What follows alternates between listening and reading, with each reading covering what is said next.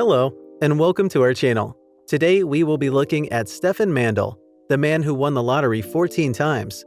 His number strategies revealed. The odds of winning the lottery jackpot for any player are very slim, and most of the people who won did not anticipate as it would based on pure luck. Stefan Mandel, a Romanian native, sent shockwaves across the lottery industry after he won the lottery 14 times. However, he did not win by coincidence, but through intentional efforts. Mandel's efforts to win the lottery were driven by his lifestyle. He lived an average life, earning about $88 as an accountant. Surviving on such a low income was almost impossible, and he couldn't find a better paying job. After years of hard work with nothing to show for it, Mandel decided to try his luck with the lotteries. Chances of winning the lotteries, as many people would put it, are 1 in a million. But Mandel wasn't discouraged. He knew that as a mathematician, he could find a way to bypass the system and win the lotteries. So he started working on his new venture. Given that he couldn't take time off work to fully concentrate on creating a formula that would gain him a lot of cash from the lotteries, he dedicated his free time to analyzing literature on math. And while at it, he was also working on his algorithm. His dedication finally paid off, and he branded his findings combinatorial condensation. And just like the way Coca-Cola has been discreet with their secret ingredients, Mandel kept his formula under wraps. However, he revealed that in a lottery with 6 total winning numbers, he could give a correct prediction of 5 of them. How Mandel used his legitimate formula. Mandel had developed an algorithm that would supposedly increase the odds of him winning the lottery, and given his educational background, he managed to command a following. He got support from his friends and family. He went ahead and purchased tickets that had numerals that he thought would win. Remember that this was a huge risk he was taking, but he decided to go on with it anyway. Much to everyone's surprise, the tickets that he had purchased paid off. The first prize that he managed to bag from using his algorithm was $19,000. This money was enough for him to pay off the money that he had initially borrowed from friends and relatives. He also remained with some change. Overall, his net profit was $4,000, which he used to turn his life around. He left Western Europe with his family and kept moving to different places for 4 years. Things were now looking up for Mandel. He finally decided to settle in Australia. Given that the lotteries seemed promising, he decided to continue with his research to unravel new and bigger ways of bagging even better wins. Mandel's Australian citizenship came with benefits. For example, he was allowed to access the Commonwealth resources, which by extension meant that he was liable to participate in the UK lottery system. And as it turns out, the UK lottery system was less complicated when compared to the Romanian one that he had legitimately hacked before. Being a well-educated mathematician, Mandel took his time to study the UK lottery system, and his effort paid off, after he came up with an idea that would make him an instant millionaire. For Mandel to bag the profits every time that he played the lottery, he first had to buy all the lottery tickets with number combinations. So he laid out a 6-step plan that would potentially help him win. Number 1. The first plan was to calculate the total number of combinations in any given lottery. Number 2. The second step was to find a lottery with a jackpot that is 3 times as large as the number of combinations. This was necessary, failure to which he would not win anything, or he would end up losing all the money that he had invested. Number 3. The third and most difficult step was to raise money and purchase every available combination.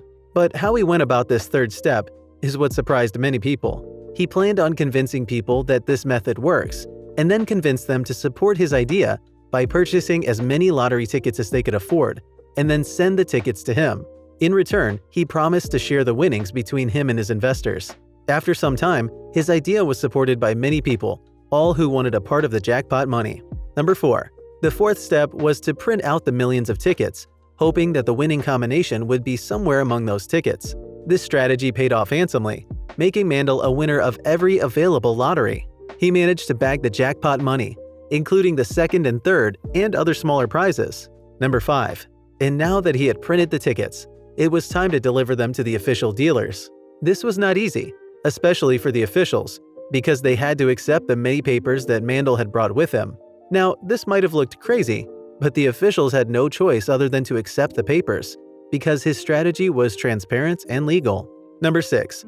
The 6th step was to take the prize, and this is why the jackpot had to be 3 times the number of possible combinations. Remember that Mandel did not do all of this on his own. He had investors whom he had to pay back. Other costs accrued during this process that he had to cater for independently, which meant that he wouldn't be left with a very good payday. For as much as the plan seemed simple, Mandel knew he had a lot of work and had to put in a lot of effort. So just like any other job, he dedicated himself to finding a working solution. He eventually came up with what he termed as Lotto Syndicate. The above was a network of investors that believed in his work and were ready to invest. Fueling his ambitions was the introduction of computers, and Mandel moved fast and invested in computers and printers. Basically, the equipment needed to make his project successful. The computers and printers that he had purchased ran on an algorithm that he had created, thus filling out the combinations was a walk in the park. What's interesting about Mandel's operations is that by the end of the decade, he and his syndicate were able to win more lotteries in Australia and the UK. Mandel's strategy, though legal, did not go down well with the authorities, and it bothered them so much that one person could pull such a legal stunt and bag huge winnings. The above then led to a review of the lottery laws, which were then changed twice in Australia alone. Ticket printing was prohibited, and interested players were supposed to buy them from a store. Australian authorities also burned the purchasing of tickets in bulk. The change of laws that directly affected how Mandel operated was not good business, so he had to change direction, and he swiftly turned his compass to the west. Mandel wanted to go big. He wanted to be known for what he does across the globe. His new target was the Virginia Lottery in the US. This was 1992, and the jackpot at that time was 3 times bigger than that number of combinations. But this was not a challenge for Mandel. Instead, it was exactly what he wanted. His previous achievements made it easy for investors to come on board and support his mission. This time, he had up to 2,500 investors, and each of them used up to $3,000 to purchase all the available combinations. He then proceeded to print the tickets in Sydney, where he carried out all his operations, and he shipped the prints back to the US, where the major operations began. Mandel hired couriers around the state who worked round the clock and paid for tickets in stores, using the cashier's check worth $10,000 each.